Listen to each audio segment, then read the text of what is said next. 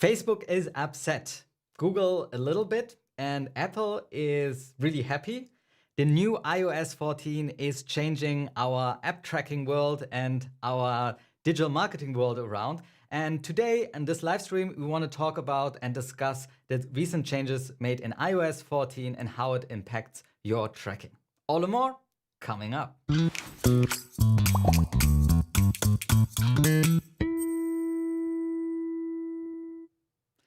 Hey there, Magic Geeks, Julian here, back with another video. Today we're going to talk about iOS 14 and the recent tracking changes that were introduced on this platform that is powering a half of all mobile devices, which are Apple devices, just like the iPhone. So it's a pretty big deal, and people were upset about it, and even Facebook was upset about it, put out a big, huge ad that a lot of people were talking about. And so today's video is going to be all about this. And we're going to talk about how it will impact your tracking. So shall we dive in?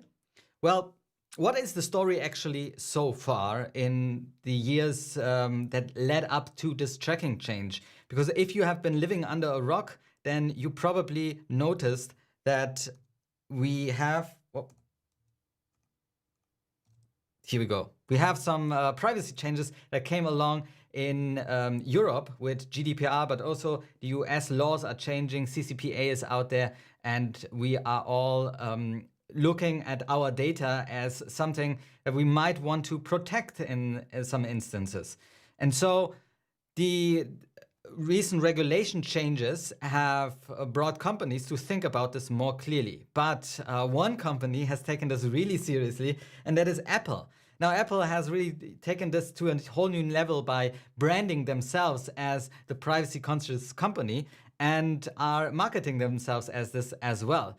And they say this is good business. This is what our consumers want.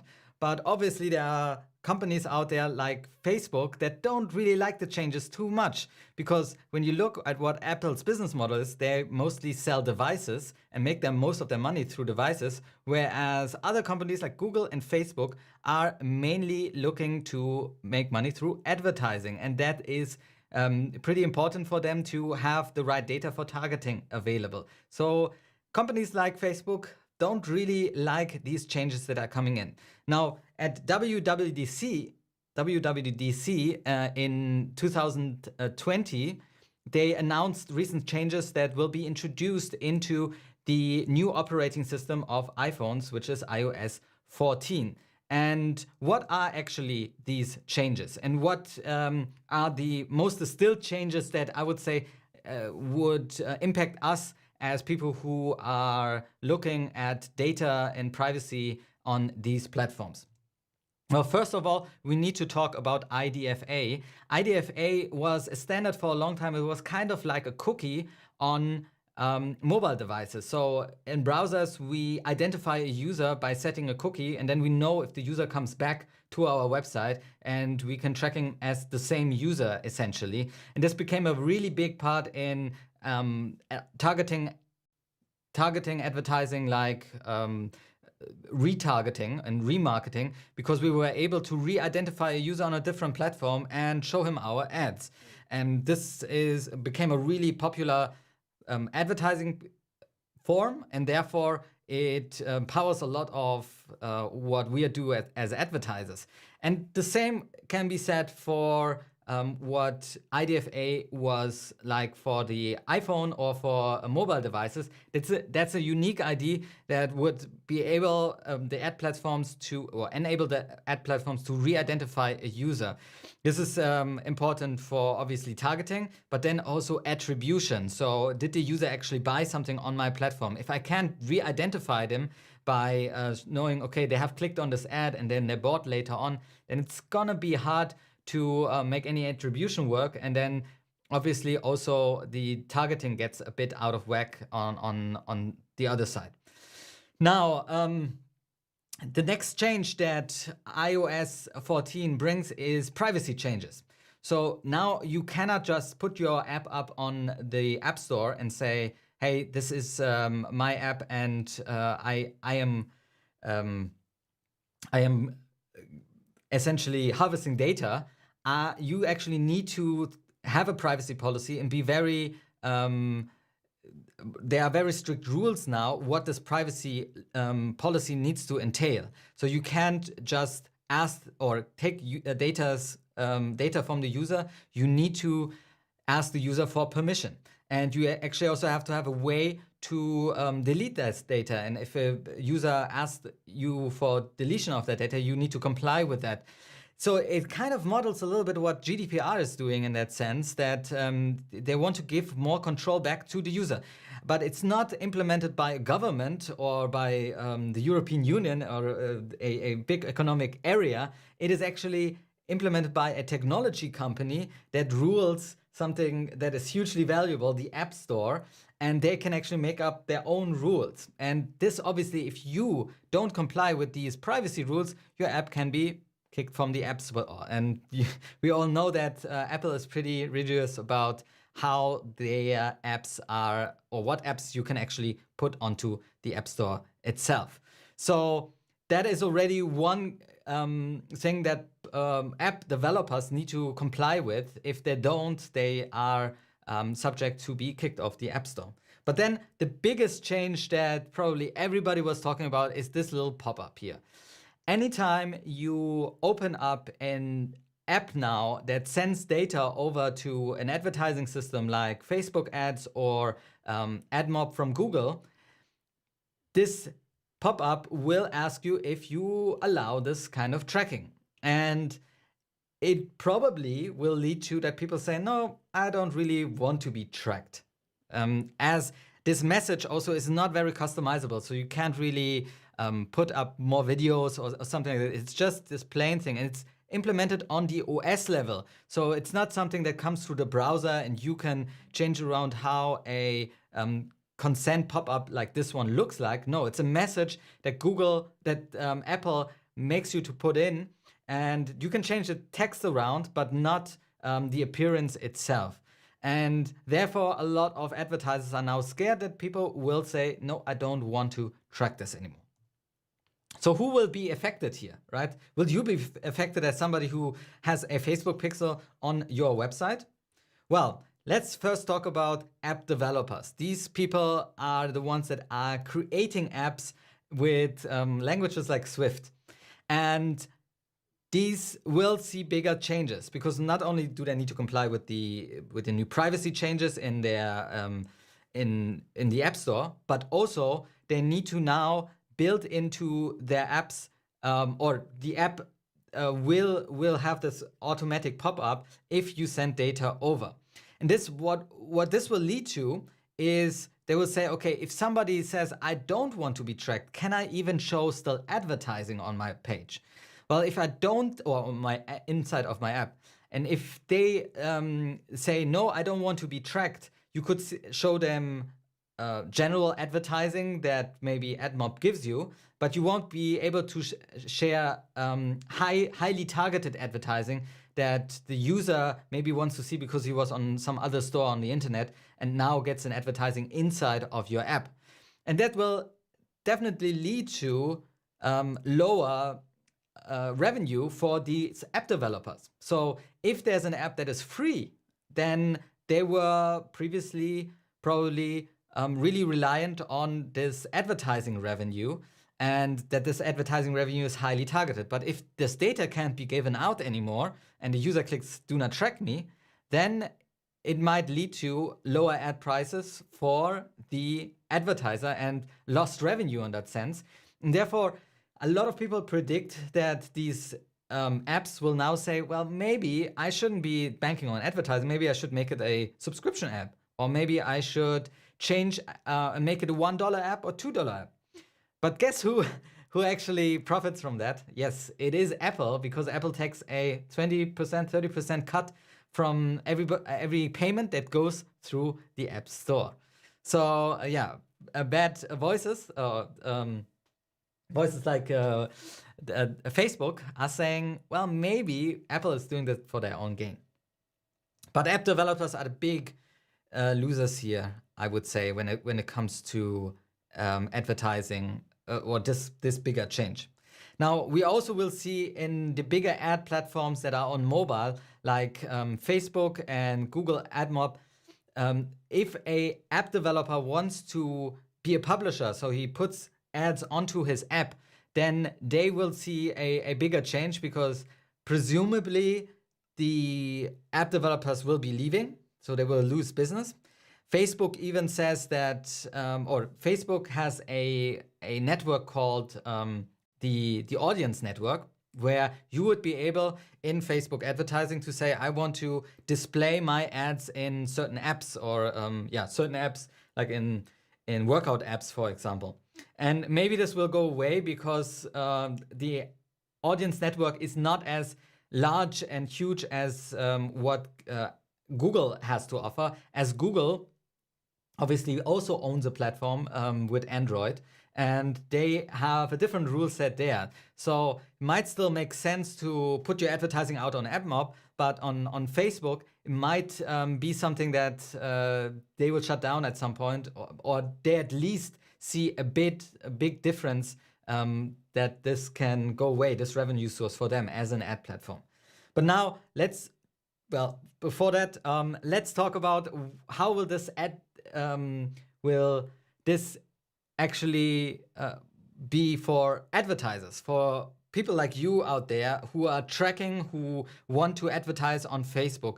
Will you lose out on data? Will it create chaos for you in your analytics? First of all, I must say, we are talking about iOS here, iOS 14. So we are not talking about the Safari browsers, which are also impacted by changes, but not by the mobile app changes that we see on the platform of iOS 14. So you will still be able to put your Facebook pixel onto your page, but if you have an app out there, and if you're an app developer, or you want to pixel people that go through a part of your app that you have on iOS 14, then it might make it harder to retarget those people. And especially if you want to get installs for your app, mobile advertising in that sense will get a bit harder, and you would need to deal with this change. But for everybody else who thinks, well, now I can't advertise on iOS on Facebook anymore, well, hold on there for a bit, because Facebook actually has their own system of how to identify the user. They don't need IDFA. They also don't need this plugin there, this do you want to track me pop-up, because they are actually a walled garden already. You cannot use Facebook without logging in, or without adhering to their privacy policies as well. So they have probably a different identifier how they can re-identify you on the mobile app of Facebook, and your newsfeed ads won't go away. So you will still see your newsfeed ads, and they will still reach people in the iOS ecosystem on Facebook. But anything that's outside of the Facebook app, and maybe outside of the Facebook ecosystem, so let's say we have WhatsApp, we have Instagram, we have Facebook app, obviously. Everything that is out there in the audience network, that might not have as big of a targeting possibility anymore. Now, what will this actually mean for advertisers? What impact will you most likely see? Well, if we are not able to target so many destinations anymore, we won't be able to get so good of conversions, because we might not be able to reach our user in his favorite app. What would this mean? Well, the advertising, the slots of advertising will decrease. And what will happen if the inventory decreases? Well, more people are going to bid on the slots that are actually still available. And therefore, the price might increase. So this is something we would need to monitor on our side. Like, if we do advertising, does it actually still hold true that we can get cheap clicks through the Facebook audience network on iOS, or is this virtually impossible now and it just doesn't make sense? So that are changes that we probably closely need to watch and see what the impact will be on our implementation and our data as well. I would say that when we look at the small advertisers that are out there, the small businesses, you have bigger opportunities to actually target people in the Facebook newsfeed. You probably are doing AdWords advertising. That is not going to be impacted so much on the side of the iOS 14 update. For advertisers, I think we can all take a breather here. We still need to watch our data and see what the impact will actually be. But we all know that tracking data and our targeting data is not perfect. I cannot see exactly who is in front of the screen at any given time. I can only abstract and work with the targeting that is out there. Now, if the data gets a little bit worse, I still need to deal with it. I can't really say, well, this is all unfair and I want to go against Apple here, or I will boycott Apple, because we always know that we are working with imperfect data and we should just see what this actually does to us and how it's impacting us and what we can hopefully do about this. And this is my next point. Like, are there any workarounds? Lots of people have asked me, well, do you have any tracking changes? How do I need to change my tracking around based on these iOS 14 changes, right?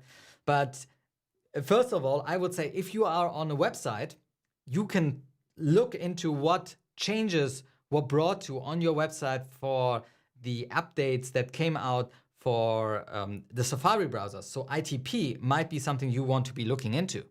But when it comes to iOS 14, then if you don't have a mobile app, can you actually change something around in the tracking, right? You are only on the side of maybe displaying advertising in somebody else's app. So if you don't have an app per se, then it's not something that you might be able to work around. Now, if you have an app and you want to work around this, what were some things to think about? First of all, I always think there is a trade-off between, hey, do you want to go against the privacy of your users and really go around this and just track them however you want? Or do you actually want to comply with the privacy rules that are out there and have a good business, a good practice in your marketing and actually inform people about what they're getting into? And the one thing that I already talked about, if you have a mechanism to identify the user by yourself, so for example, if he logs in, then you might not need to use any kind of these identifiers that Apple provides, IDFA, which is now gone. They have something new there. You might be able to have a different identifier on that end to re-identify the user. There's also a technique called fingerprinting that you could use, but definitely these tracking tools out there, they need an identifier and you could build your own, which would obviously mean that you would need to change your business around a bit or your mobile app in order to make sure that people actually log in and they identify themselves. We also know of other methods of not sending the data over to Facebook directly or to Google Analytics directly, but actually using something called server-side tracking. And this is something I won't get into. We have a video on server-side tracking already. Google Tag Manager brought out a solution there as well. Server-side tracking is something that you could install as a workaround, partial workaround. But again, this is not something that you would do with a few clicks. It's actually something developers need to get involved in. It needs a very strong policy of how you handle that data. And I think it's still best practice to inform your users what you're actually doing with that data. So in conclusion, what is actually what did the iOS 14 changes bring to us in this new year? Well, Apple has introduced a lot of privacy changes because they feel like they need to protect their users' privacy. And the biggest change that we came across was this pop-up that now makes everybody who logs into an app that sends data over to advertising networks or to websites or owners of analytics tools, makes them opt in. And that is something that a lot of advertisers, especially the advertising platforms like Facebook, would criticize as very intrusive, because most of the users will say do not track, and then the advertisers will lose out on advertising data or targeting possibilities. Possible workarounds are there, but they are not end-all solutions. I think as a wrap-up here, we all need to get used to this changed world, just like we need to get used to GDPR, just like we need to get used to CCPA, and just like we need to get used to the next privacy thing that will come out. And we will need to still work with that data, see what the impact is, and then adjust our marketing accordingly, change the budget around, change the targeting around, still find the most profitable spaces for you. World is changing, technology is changing, and yeah, privacy and users' data is changing as well. All right, this was my little monologue on our privacy changes in iOS 14. If you have any questions, I will be answering them in the chat right now. And if you are watching this on the replay, then I would recommend to check out our video over there on ITP. And yeah, subscribe to our channel, because we're bringing you new videos just like this one every week. Now, my name is Julian. Till next time.